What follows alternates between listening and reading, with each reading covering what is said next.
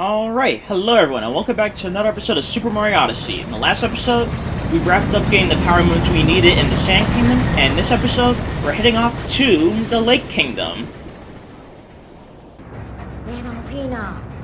He kidnapped Tiara, and now this binding band. He's got a wedding ring? Is he going to steal a whole wedding? Seeing as how we've got some time to kill, let's review some useful skills.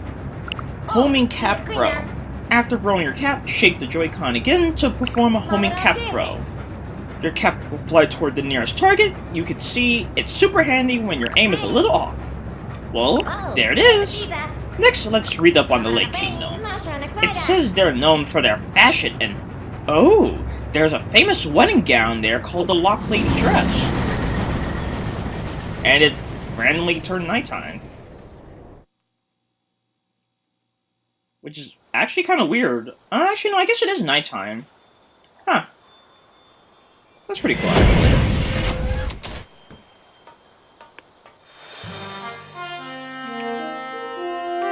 And we're not wasting any time. We gotta go and take care of the Broodals over the lake. The Broodals, they're here too. Alright, let's talk to you. My goodness! That monster's minions just stomped in here undivided! And they stole our kingdom's finest Lock Lady dress! It's a tragedy! So as the name kind of suggests, the Lake Kingdom is basically all about water.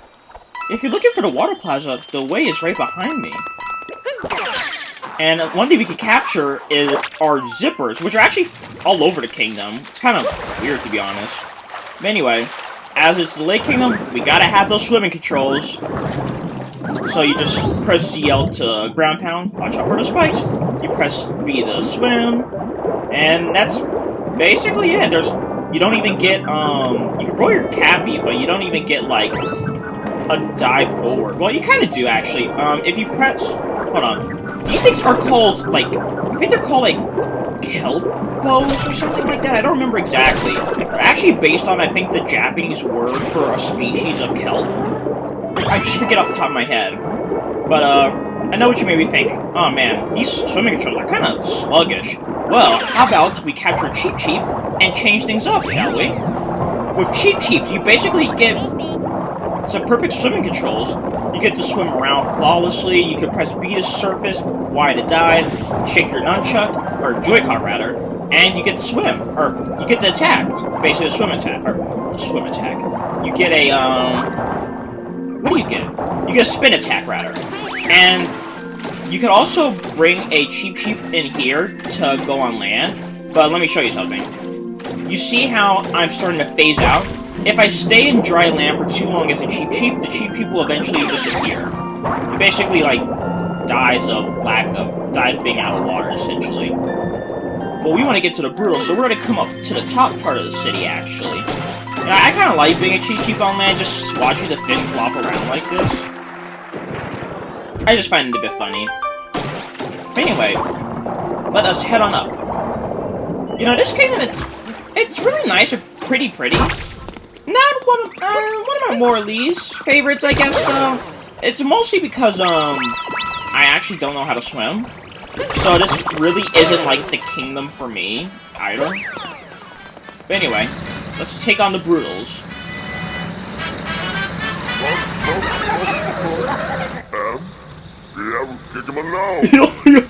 You're too late. We already got the Lock Lady dress. And it even matches the boss's tuxedo. So no way we are giving it back. Alright. Third of the Broodals, we have Rango. So what Rango, he's actually my favorite. But Rango, what he's going to do is he's going to launch his buzzsaw hat at you. Seriously, that's so violent. And he has a flower underneath it. So after you hit it, you can jump up and land on him. Next, in his in-hat phase, I would say in-house. In his in-hat phase, you can, he's gonna jump at you with the propeller blades on his hat. Oops. And you just obviously want to avoid him there. I actually don't know how to prematurely end that phase. That's the only one that actually no, there's the other one I don't know how to end early. You may actually not be able to end it early, not sure. But anyway, that's hit number 2. Honestly, he's probably the easiest of them all. But I just kind of like him a lot. I feel like he kind of has the most personality, in my opinion, anyway. Just with his animation and, like, his actual dialogue. I just like him a bit more. And there we go.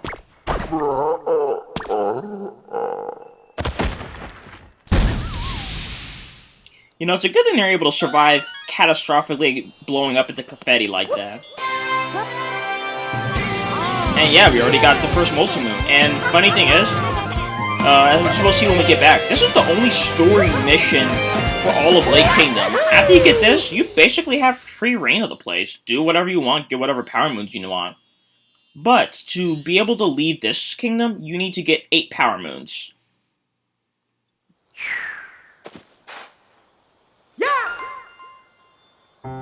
And yeah, you see? That's it. I'm worried about those 2. Let's get after them. Well, we're gonna need 5 more moons to be able to take care of that. So let's get to it, shall we? We're gonna talk about that right there later.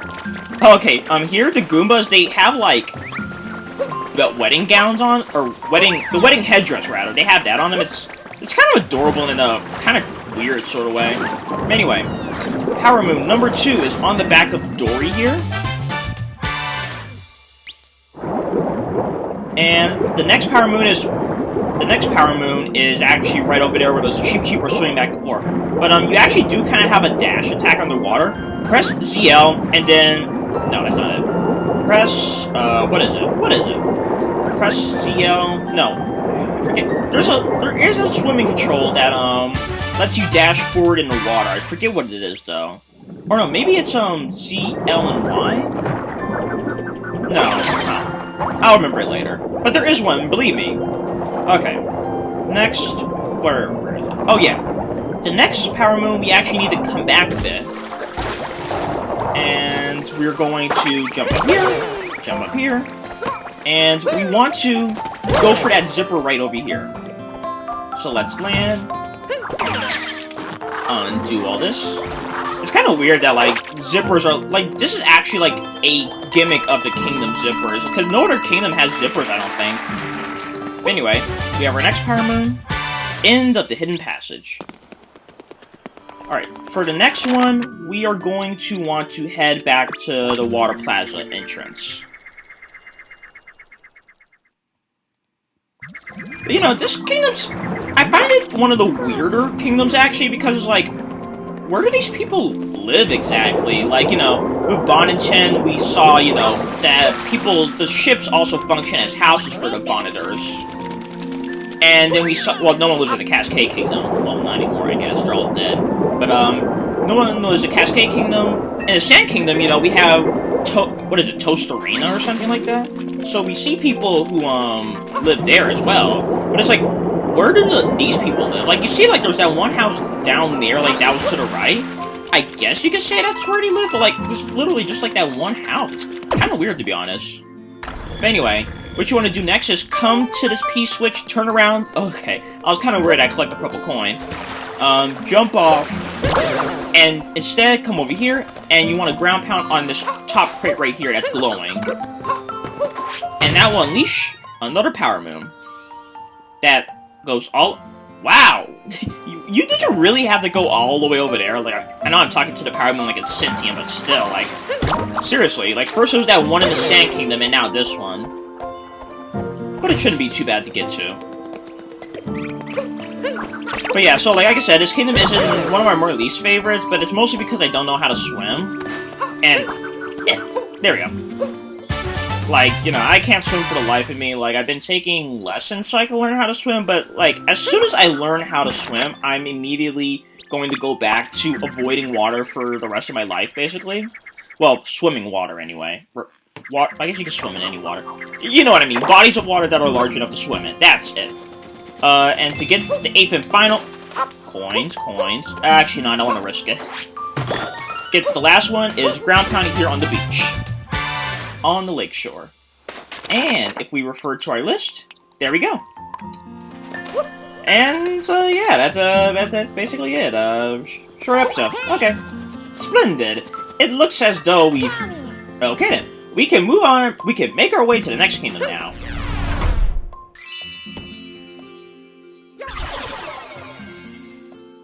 well, like I said in the previous episode, since when the paths forked like that, technically it didn't matter because after you do the Lake Kingdom, you'll just go to the Wood Kingdom no matter what, and if you did the Wood Kingdom first, you would come to the Lake Kingdom instead. So you see the path just goes that way, and as far as I know, there isn't any really story differences. We can reach the Wood Kingdom now. Maybe Bowser is there? But yeah, so, in this episode, we arrived in the Lake Kingdom, and we also are leaving the Lake Kingdom, and in the next episode, we're heading off to the Wood Kingdom. So I will see you all then.